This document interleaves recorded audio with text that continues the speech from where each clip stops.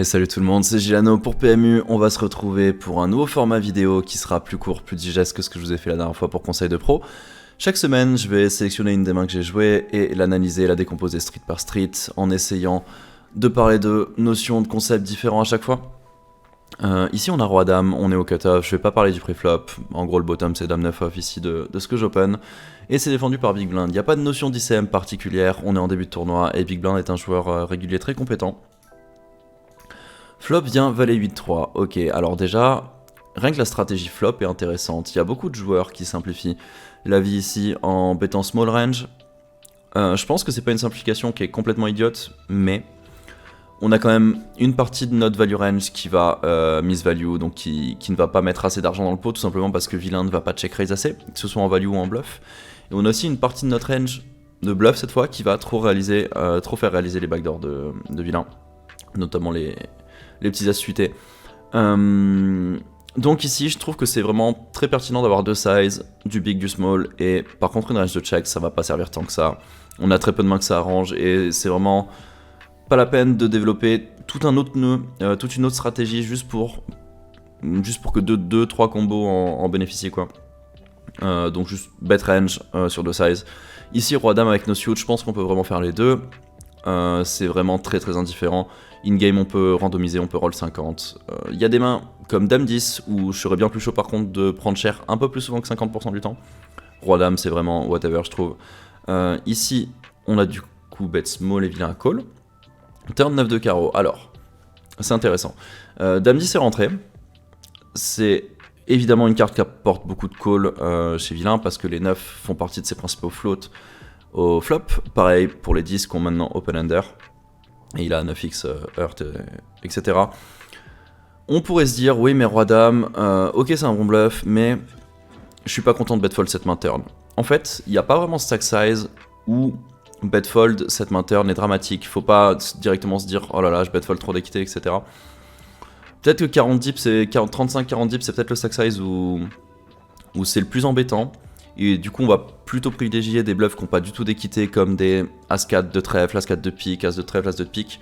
Mais en fait, c'est une main qui va être bluffée à peu près tous les stack size et qui n'est jamais dramatique à bet fold, sachez-le. Surtout qu'en plus, déjà qu'en théorie, c'est pas dramatique, mais contre les gens, ça l'est encore moins parce qu'en fait, quand ils raise cette turn hors de pause, c'est très souvent nuts ou presque.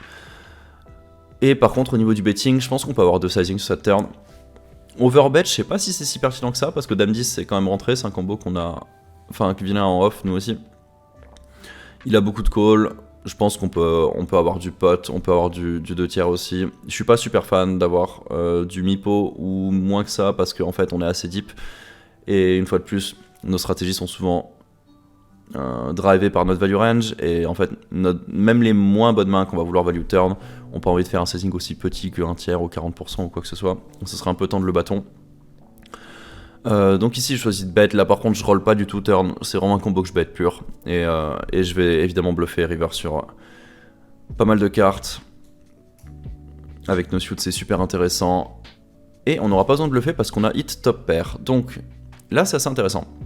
Dame 10 était rentré turn. Dans tous les cas ça change pas grand chose. Vilain à roi valet. Vilain peut avoir roi 9 de cœur si on est dans la partie du temps où il n'a pas check raise flop sur mon c bet small. Roi 8 de cœur également.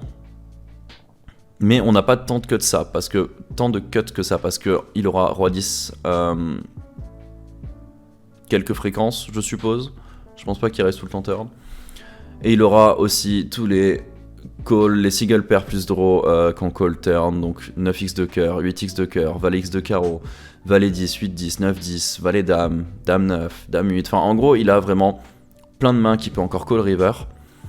Et par contre, faut aussi comprendre quelque chose, c'est que quand on est dans la partie du temps où on a bet turn et où il a call, en fait vilain va perdre beaucoup de ses dames 10, de ses deux paires.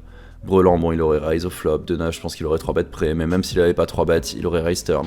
En fait, vilain, quand il call ici, comme la plupart du field, bah, il capte sa range. Parce que vraiment, il y a personne ou quasi personne qui vont call de pair parce qu'ils ont trop peur de la texture du board. Il y a quasi personne qui va call straight.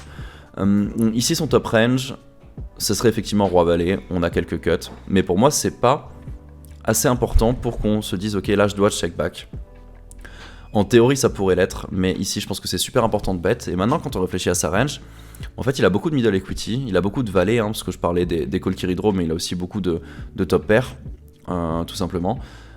Et je pense que c'est super malin de faire un sizing comme 40%, 45% mi-pot. Ouais, ok, là j'ai fait 15, j'aime vraiment beaucoup. Parce que ça va non seulement lui permettre de call ses valets, de call pourquoi pas, C9, C8, c'est call carry draw, etc. On perd peut-être un petit peu de value contre roi 10, mais c'est pas dramatique. Mais surtout, il y a quelque chose que les réguliers de ces limites-là adorent faire, c'est tourner leur main en bluff river. Quand ils sentent que le sizing est un petit peu capé et qu'ils pensent avoir des bloqueurs intéressants, ils ne réfléchissent même pas à leur range, ils se disent juste ok, là je bloque deux paires, je bloque straight. Je pense que dans ce sizing vilain, il a toujours quelque chose comme As-Roi, Roi-Dame, 2 dames qui est en train de value fin, 2 As, etc. Et je pense que du coup, il va beaucoup fold river, ce qui peut être plutôt vrai sur une partie du field, mais du coup, je compte sur lui pour transfo beaucoup de mains. C'est ce qu'il a fait in-game, c'est pour ça que je vous ai pris la main. Et en fait, je trouve ça très intéressant de réfléchir à sa value range ici. Il a vraiment très peu de combos de value, ok. On a parlé de Roi-Valet, on a parlé de Roi-9 les fois où il n'avait pas check raise flop. Le reste, c'est même pas dit qu'il check raise moins bien river, en fait. Donc, overall, même admettons qu'il soit très en forme et qu'il soit dans un jour où il est un peu tricky, etc., il aura 10-12 combos de value. Et ces combos de bluff, en fait, s'il décide, sans randomiser, parce que les gens randomisent pas leur bluff river, s'il décide de tourner 8 et 10, 9 et 10, c'est deux combos qu'il a en 9 suit et qu'on bloque pas. Pure river, rien que ça, il va se retrouver à pas mal overbluff, et je pense qu'il peut même transfo plus haut que ça. Je pense vraiment qu'il peut même transfo plus haut que ça, il aura des 3 et 10 de pique, je pense que des fois ça peut même se chauffer avec des valets 10 ou quoi. Donc on a call, il avait une des mains dont on parlait tout à l'heure, mais ça voilà, je trouve ça super intéressant. Il y a beaucoup de gens qui transfo bien trop river et qui ne pensent pas eux-mêmes à leur value range, parce qu'en fait sur les lines call, bah, les gens vont tellement fast play leur value range, flop ou turn, qu'au final les call check raise river, c'est super bluff heavy. Et voilà, c'est pour ça que je vous ai pris la main, j'espère que ça vous a plu, j'espère que j'ai été clair sur tout. N'hésitez pas à vous abonner au YouTube PMU, à activer les notifications, on se retrouve la semaine prochaine pour une autre main et passez un bon week-end, ciao.